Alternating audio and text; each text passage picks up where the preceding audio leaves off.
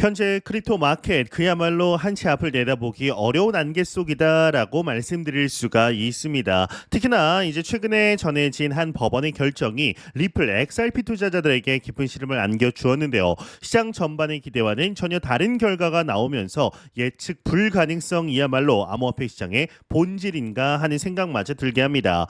이 모두의 시선이 집중되었던 이 미국 뉴욕 남부 지방 법원에서 아날리사 토레스 판사는 리플랩스와 미 증권거래위원회 SEC가 공동으로 제출했던 지침 판결 요청을 받아들이지 않았습니다. 사실상 양측의 합의 시도가 법원의 문턱에서 좌절된 건데요. 이 지침 판결 요청에는 리플의 미등록 증권 판매 혐의에 대한 일부 가처분 명령 해제와 함께 잠재적 벌금 1억 2,500만 달러를 5천만 달러로 대폭 낮추려는 내용이 담겨 있었습니다. 소송 장기화에 지친 양측이 타협점을 찾으려는 의도로 풀이가 되었었죠. 하지만 이 법원의 냉정한 기각력 결정의 경우는 XRP 가격에 즉각적인 하방 압력으로 작용하게 되었습니다. XRP는 전일 대비해서 4.6% 하락하며 2.43달러 선으로 주저앉았었고 단기적으로 3달러를 넘보던 이 기대감이 여지없이 꺾이게 된 겁니다.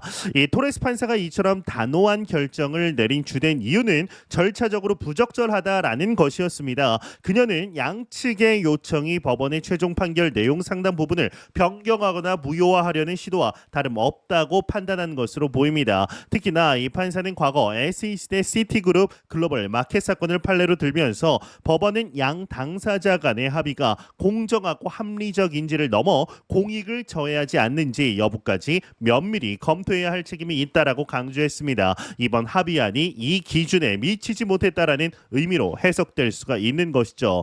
결국 리플을 둘러싼 해묵은 법적 불확실성은 당분간 지속될 전망입니다. 한때 보였던 합의라는 희망찬 빛이 사라지면서 이제 모든 것은 이 지루하고 긴 항소심 결과에 따라 요동칠 수밖에 없는 상황에 놓이게 된 건데요.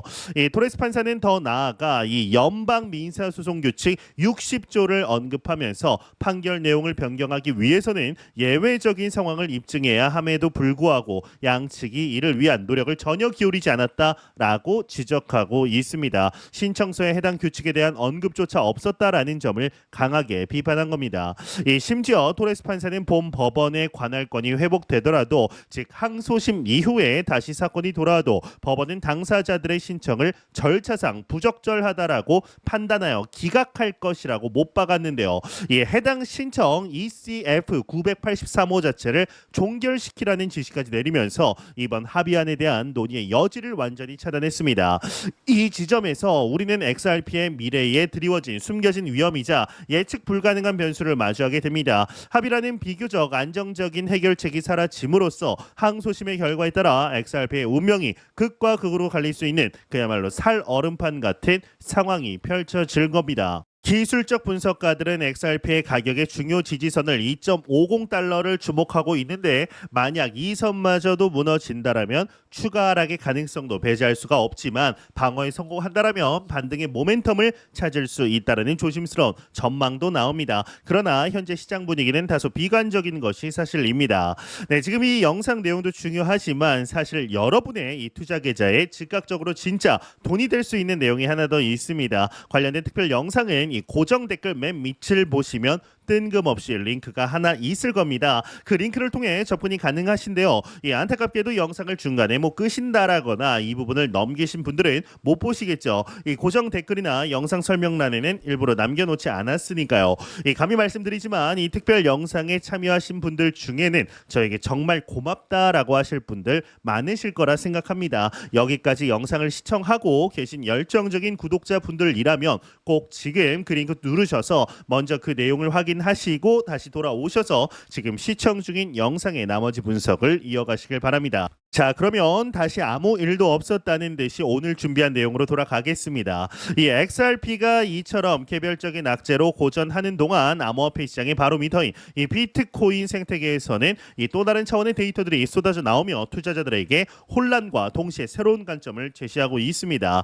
이 코인텔레그래프와 암호화폐 분석 플랫폼 알프렉탈에 따르면 비트코인 현물 ETF로 유입되는 자금이 지난 4주 동안 무려 90% 이상 급감을 했다라고 합니다. 한때 주간 30억 달러에 달했던 순유입액이 최근에는 2억 2,800만 달러 수준으로 대폭 축소된 것인데 이는 단기 투자 열기가 식고 있음을 시사하는 중요한 지표입니다.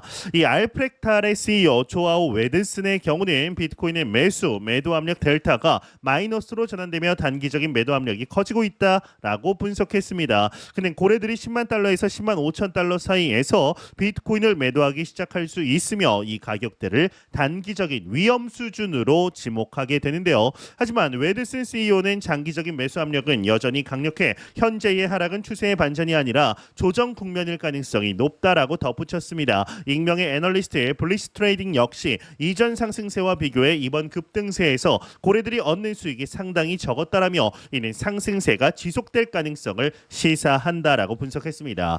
이러한 이 다소 혼란스러운 시장 지표 속에서 글로벌 자산 운용사 판테라 캐피탈의 CEO 댄 무어 헤드의 경우는 최근 토큰 2049 컨퍼런스에서 매우 강력한 낙관론을 펼쳐 주목을 받았습니다. 그는 현재 암호화폐 시장이 여전히 저평가된 상태이며 투자자들에게는 드문 매수 기회다라고 역설하였는데요. 모어 헤드 CEO는 특히나 이 도널드 트럼프 미국 행정부의 암호화폐 친화적인 정책 기조와 정부 차원의 전략적 비트코인 준비금 조성 움직임 등 정책 환경의 긍정적 변화가 암호화폐 시장의 성장을 이끌고 있다라고 강조합니다. 이러한 변화가 금융시장 전반기에 큰 전환기를 가져오고 있다라는 설명이죠.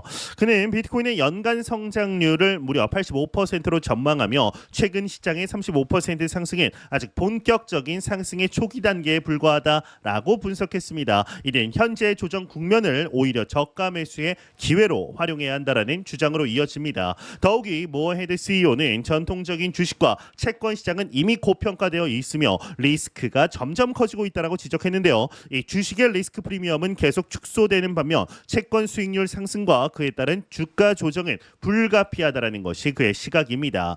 이러한 분석을 바탕으로 그는 비트코인이 현재와 같이 불안정한 거시경제 환경 속에서 투자자들이 선택할 수 있는 몇 안 되는 안전자산 중 하나로서의 역할을 톡톡히 해낼 것이라고 힘주어 말했습니다. 전통 자산 시장의 불안이 오히려 암호화폐 시장으로의 자금 유입을 촉진할 수 있다라는 겁니다.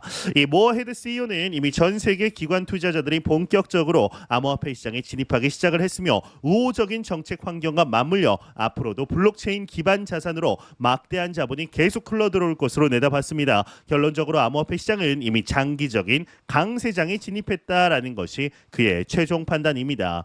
한편 월가에서는 이 공매도 왕이라고 불리우는 전설적인 투자자 짐 체노스가 오랜 침묵을 깨고 시장에 복귀하며 흥미로운 투자 전략을 공개했습니다. 그는 미국 뉴욕에서 열린 헤지펀드 업계 모임 쏜 투자 컨퍼런스에서 연설에 나서 이목을 끌었는데요. 이 짐 체노스가 제시한 투자 아이디어는 바로 비트코인과 관련된 일종의 차익거래 전략입니다. 구체적으로는 대량의 비트코인을 보유한 기업인 마이크로스트래티지의 주식을 공매도하는 동시에 실제 비트코인을 매수하는 방식입니다. 그의 논리는 간단한데요. 이 마이크로스트래티지의 주가가 회사가 보유한 실제 비트코인의 가치에 비해서 매우 지나치게 고평가되었다라는 것입니다. 반면 비트코인 자체는 상대적으로 저평가되었거나 적정 가치를 가지고 있다라고 판단한 거죠. 즉 마이크로스트래티지의 주식의 거품을 겨냥한 전략입니다. 이 체노스는 CNBC와의 인터뷰에서 비트코인이 몇 달러가 될지는 모르겠다. 10만 달러일 수도 있고 1만 달러일 수도 있다라면서도 다만 비트코인을 싸게 사서 주식을 비싸게 팔아 올리는 이 스트래티지가 있다라는 것을 확실하다라고 꼬집었습니다. 또한 이 스트래티지가 전환사채나 우선주 발행 등을 통해 자금을 조달하여 비트코인을 공격적으로 매수해온 방식에 대해서도 문제를 제기하며 다른 기업들이 이러한 방식을 모방하려 할 수 있다라고 경고했습니다. 실제로 체노스의 발언 이후 스트래티지의 주가는 전날 대비 1.15% 이날 이제 4.73% 급락하면서 시장의 우려를 반영했습니다. 이 마이클 세일러 트래커에 따르면 마이크로 스트래티지의 경우는 현재 약 588억 달러 상당의 비트코인을 보유하고 있습니다. 비트코인의 초강세론자인 마이클 세일러 CEO는 체노스의 지적에 직접 반응하진 않았지만 당일 자신의 엑스닷컴에서 살아남고 싶으면 나를 따라오라라는 의미심장한 글을 남겼습니다. 이러한 글로벌 거물들의 움직임과는 또 다른 결로 이 중국 물류 기업 아덴텍스 그룹이 기업이 약 8억 달러, 우리 돈으로 약 1조 1,170억 원 규모의 디지털 자산 매입을 추진 중이다라는 소식도 시장에 전해졌습니다. 투자 대상은 비트코인과 함께 트럼프 밈코인으로 알려져 있는데요. 이 중국 정부의 규제 스탠스와 미중 무역 갈등이라는 복잡한 배경 속에서 나온 아덴텍스의 결정에 대해서 회사 CEO 홍스다의 경우는 블록체인 전략의 일환이다 라고 설명을 했지만 이 발표 직후 회사 주가는 8% 이상 하락하며 시장의 의구심을 드러내기도 했습니다. 흥미롭게도 트럼프 대통령은 트럼프 코인 보유 상위 220명을 대상으로 파티를 개최하고 상위 25명에게는 별도의 만찬을 주최할 예정인데 국내에서는 하이퍼리즘의 오상록 대표가 이 상위 25인 명단에 포함된 것으로 알려져 눈길을 끌게 됩니다. 현재까지의 복잡한 시장 상황을 핵심 숫자로 다시 한번 요약을 해드리겠습니다. 일단 첫 번째로는 리플과 SEC가 시도했던 벌금 감액 규모는 기존 1억 2,500만 달러에서 5천만 달러였습니다. 두 번째로 법원의 기각 결정 후에 XRP 가격은 약 4.64%로 하락했고 이 세 번째로 비트코인 현물 ETF 주간 자금 유입액은 4주 만에 30억 달러에서 2억 2,800만 달러로 약 90% 급감했습니다. 네 번째로 이 판케라 캐피탈 CEO는 비트코인의 연간 성장률을 85%로 전망했는데요. 다섯 번째 마이크로 스트래티지가 보유한 비트코인 규모는 약 588억 달러에 달하고 마지막 여섯 번째로는 중국 아덴텍스 그룹은 약 8억 달러 규모의 디지털 자산 매입을 추진하고 있습니다.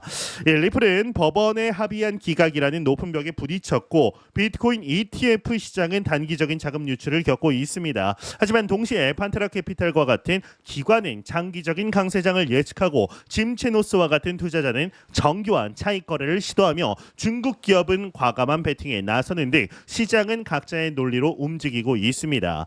이러한 극도의 혼란과 상반된 신호들 속에서 여러분께서는 XRP의 이 항소심의 향방과 암호화폐 시장 전체의 미래를 결정지을 가장 중요한 변수가 무엇이라고 생각하시나요? 여러분의 날카로운 통찰을 댓글로 공유해 주시기 바랍니다. 저는 더욱 도움이 되는 영상으로 찾아뵙겠습니다. 닥터 비트맨이었습니다. 감사합니다.